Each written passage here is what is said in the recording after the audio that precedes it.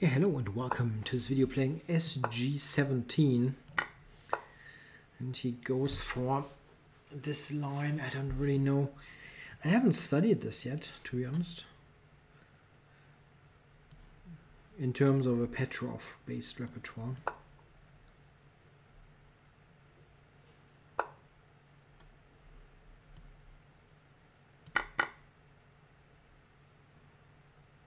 Yeah, where to go here?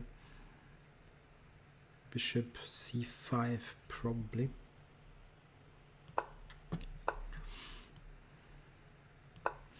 Yeah, white has decent development, but is this enough? Yeah, probably not, but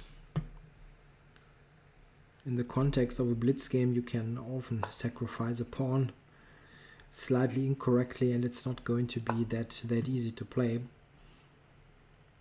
You have good pieces with white, active pieces.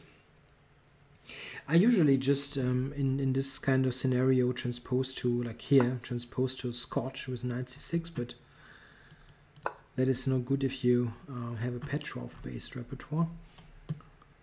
Probably bishop b4 check is what you should do, but I'm not knowledgeable there at all. Okay, so what to do? Bishop g4 is an interesting choice.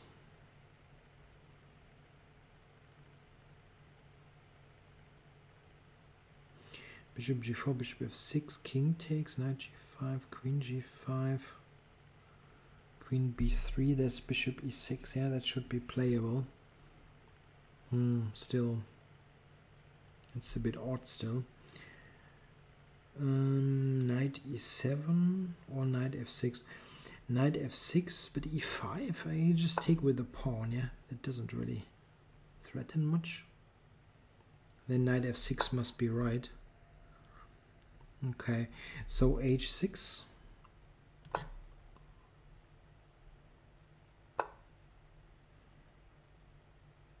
I don't really see e5 threatening much, is my problem. I mean, not my problem, I mean, is what I don't see, like e5, d takes e should be okay. So I can just castle, okay, then I must be okay here. Can't believe that this is a good compensation for white.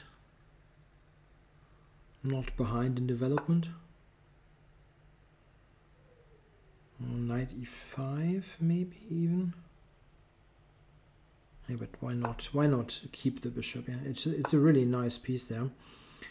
Okay, now knight e5 obviously. Well, obviously is strong. Yeah, why actually? Why is that obvious? Oh, yeah, but it is quite obvious. Using the pin and tempo. Yeah, now knight g6 looks good. Yeah.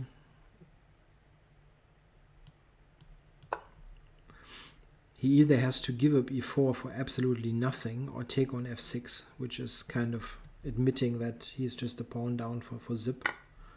Yeah, and now I've got the dark squares. Yeah, this is excellent. Okay.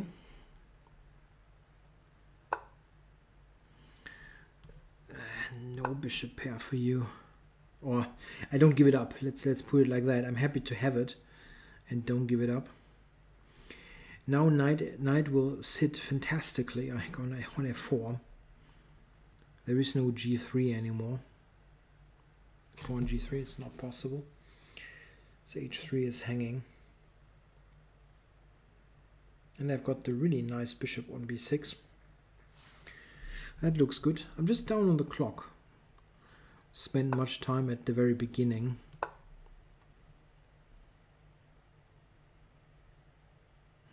Okay, and maybe I didn't need that, but let's stop it. Stop the a-pawn. Okay, e4 is attacked. And a normal move like bishop d3 runs into knight f4, which looks excellent. Maybe he goes bishop b5.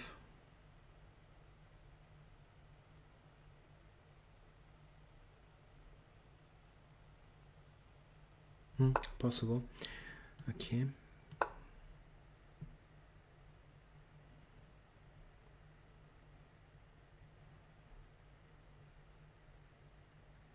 Yeah, it's impossible not to play knight f4, yeah? With a huge tempo. Queen g6 now, or it looks fine. But I mean, what is he doing next? If I just double like on the e file, he has no good move really. There is no e5, there is no g3. Just doubling him. Okay.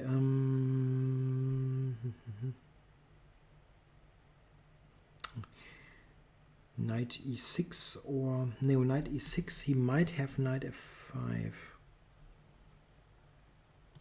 Okay. I just wonder here. It looks really odd. Like it shouldn't work at all. I'm on f2 here. But okay. It's just like it's not necessary really to do anything fancy here. That doesn't work.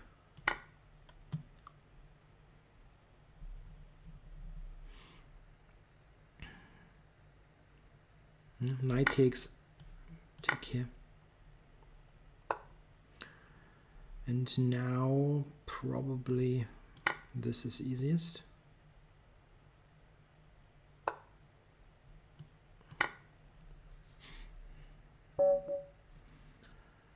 Yeah, I'm not sure. I mean, at the very beginning, I'm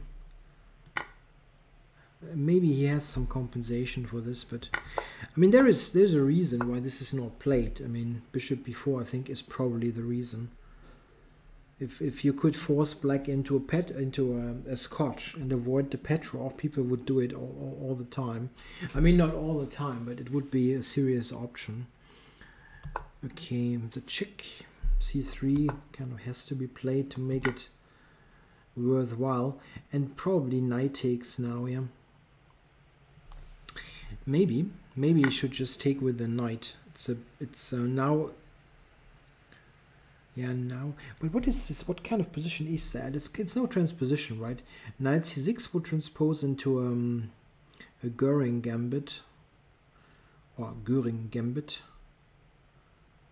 Always weird if you have a name that is pronounced in a German way, and I'm in English mode, and I tend to do something really stupid, like pronouncing the German name in English fashion, which sounds totally stupid, but I do it involuntarily.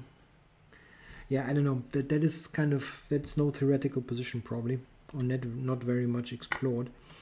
So back here, bishop c4. Yeah, I mean, is that enough compensation? I don't believe it.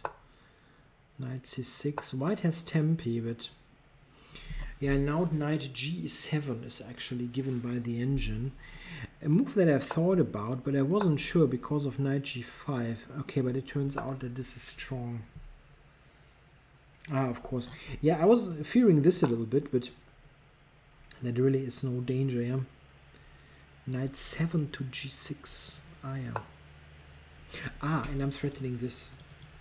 Very nice. And the bishop hangs. Okay, well, knight f6, is that bad? Yeah, the engine wants to go e5, which is kind of understandable. If you somehow you need to strike while the iron is hot, and now or never, but it's not enough. Yeah, I was thinking I would have taken with the pawn, I think. And I thought I should be fine even with knight takes. King takes though.